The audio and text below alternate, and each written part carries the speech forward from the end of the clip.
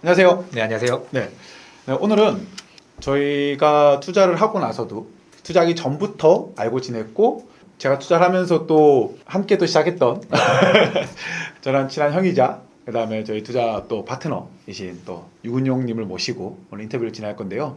간단한 인사 부탁드리겠습니다. 네, 안녕하세요. 저는 유튜브로 독행TV라는 채널을 운영을 하고 있고요. 일독일행 독서법, 1일 1행의 기적, 또 초격차 성공 수업 등 자기계발서를 또 꾸준히 집필을 했었고요. 또 최근에는 부동산 경매의 기술, 그리고 실전 부동산 경매 관련된 책을 출간한 유근용이라고 합니다. 반갑습니다.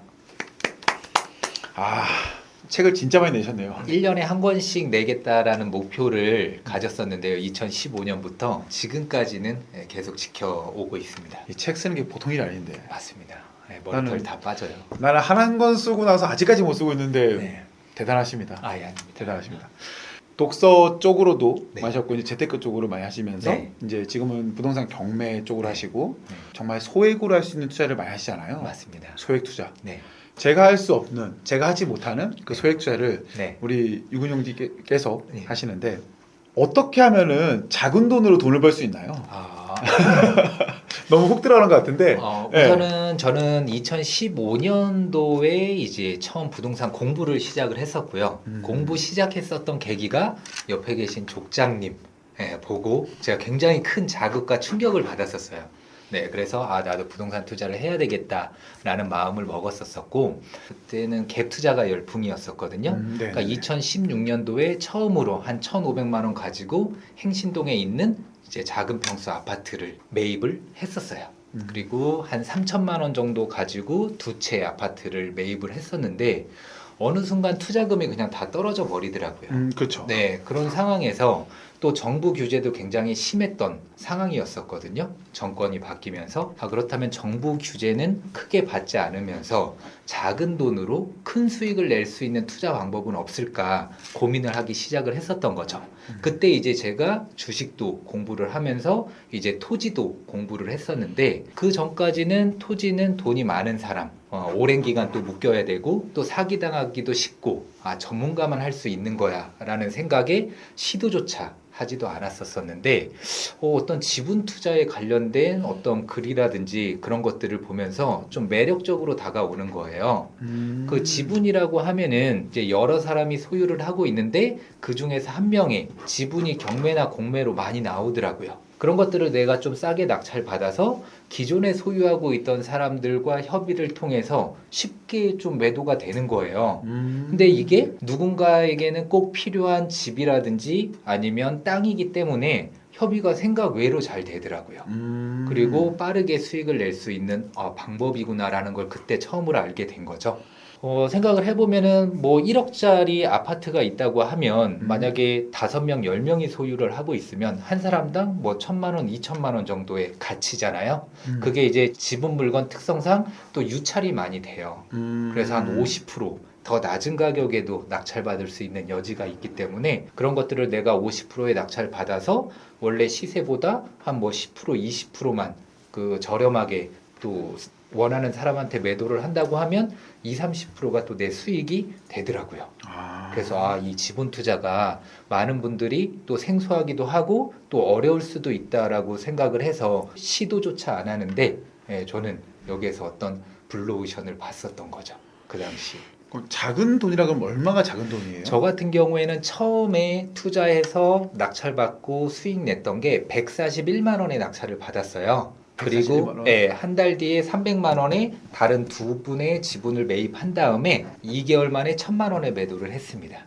어떻게 보면 100만 원 갖고 한 투자네요. 네, 그렇죠. 그리고 제가 가장 낮게 낙찰 받은 게 이제 55만 원에도 낙찰을 받았었고 55만 원? 네, 80만 원대에 또 낙찰 받은 것도 있고 네. 55만 원짜리 토지는 대체 어떤 토지인가요? 그건 이제 자투리 토지인데 짜투리 토지? 예, 그래서 이제 역세권과 가까운 이제 역과 가까운 곳 중에서 주변이 너무 오래됐더라고요. 그런데 이제 자투리 땅 0.7제곱미터가 나온 거예요. 그러면 0.24평 정도 되거든요. 네, 그런 것들을 제가 낙찰을 받아 놨었죠. 그럼 이제. 이거는 어떻게 보면은 네. 내가 없어도 되는 돈이다 맞습니다. 라고 생각해서 네. 50만 원짜리 토지를 산 거네요. 맞습니다. 왜냐하면 땅값은 절대 떨어지지 않잖아요. 그리고 그렇죠. 역세권 주변의 땅값은 당연히 안 떨어지잖아요. 은행에 맡겨봤자 오히려 시간이 지날수록 마이너스잖아요. 그래서 나는 땅이라든지 우량 주식에 좀 묻어놔야 되겠다라고 옛날부터 생각을 했었던 거죠. 아, 진정한 가치 투자구나 이게 네, 바로. 맞습니다. 아, 근데 지금도 그런 토지가 있어요? 아, 정말 많습니다. 제가 2017년 4월 달에 처음으로 2017년 네, 4월. 4월에 처음으로 공매를 시작했었고요. 네. 또 2018년도 5월에 처음으로 경매를 시작을 했었어요. 그리고 지금까지 약 5년 동안 한 199개 정도 낙찰을 받았더라고요. 5년도 199개요? 네. 왜 200개 안 채우고 오셨어요? 아, 예. 이번 달 안에 꼭 네. 채우도록 하겠습니다. 네네네. 그래서 저는 약 5년 동안 지금 199개의 물건들을 낙찰을 받았는데 지금도 한 달에 최소 3개 이상씩 낙찰을 받고 있거든요. 3개 이상이요? 네.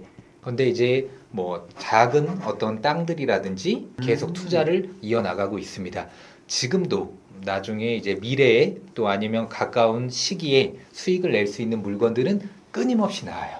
아, 네. 저는 이제 2가지 투자 방법으로 진행을 해요. 2가지? 첫 번째는 지분 투자를 열심히 한다고 했죠. 네. 근데 저는 재개발, 재건축이라든지 일반 매매로도 얼마든지 투자를 하는데 또 이제 특히 지분 투자를 많이 하는 거거든요. 그래서 저는 처음에는 수익을 빨리 낼 수 있는 물건들, 그런 단타. 것들 단타 한 20%에서 30% 비중이에요. 그리고 나머지 70%는 그냥 다 묻어놓는 투자예요. 중장기 투자? 네, 그래서 씨를 뿌려놓는 거죠. 근데 이렇게 투자하면 좋은 게 뭐냐면은 우선은 수익이 굉장히 큽니다. 우리가 다들 단기 투자를 원하잖아요. 네. 근데 오늘 사서 뭐 내일 팔거나 1년 이내에 팔면은 주거용은 세금이 77%, 그리고 토지는 55%예요. 그러니까 남는 게 없다라고 생각이 될 수도 있잖아요. 물론 경험치를 쌓기 위해서 이런 투자도 당연히 해봐야 되겠죠. 근데 묻어놓는 투자 같은 경우에는 시간이 지날수록 땅값은 계속 오르잖아요. 네. 계속 오르는 상태에서 장기 보유 특별공제는 3년 이후부터 계속 적용이 되죠. 그러니까 수익은 커지는데 세금은 낮아지기 때문에 5년 뒤 만약에 10년 뒤 뭐 그 이후라고 하더라도 땅값이 워낙 올라 있기 때문에 수익이 굉장히 큰 거죠. 아, 네.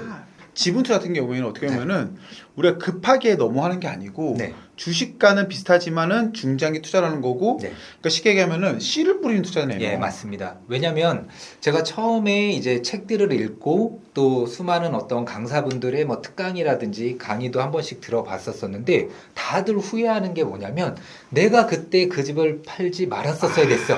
그치. 내가 그때 요 땅 옛날에 낙찰 받았었는데 그냥 뭐 술값 조금 받고 막 넘겼다. 근데 뭐 어떤 개발 계획이라든지 지금 보면 땅값이 어마어마하게 높아졌다. 맞죠. 만약에 그걸 내가 안 팔고 지금까지 가지고 있었으면 나 지금 이렇게 강의 안 한다. 뭐 그런 이야기들을 하는 거예요. 그래서 저는 아파트 투자로 처음 시작했다고 했잖아요. 처음 투자할 때부터 다 임대 등록을 했었어요. 저는 임대사업자? 단타 생각 없었거든요. 아. 다 중장기 최대한 4년, 5년 이상을 바라보고 투자를 시작했어요. 왜? 그 강사님들처럼 후회하고 싶지 않아서. 아. 네.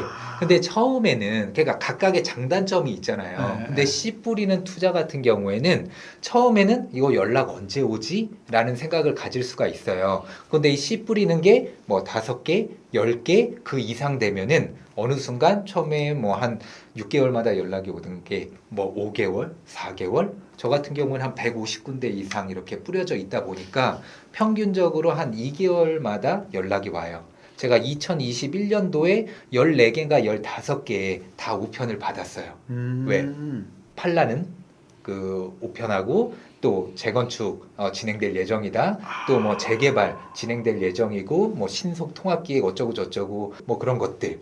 예. 야. 해서 뭐 동의서 걷는다. 뭐 그런 연락들이 계속 오니까 이거에 대한 어떤 확신이 생기게 되는 거죠.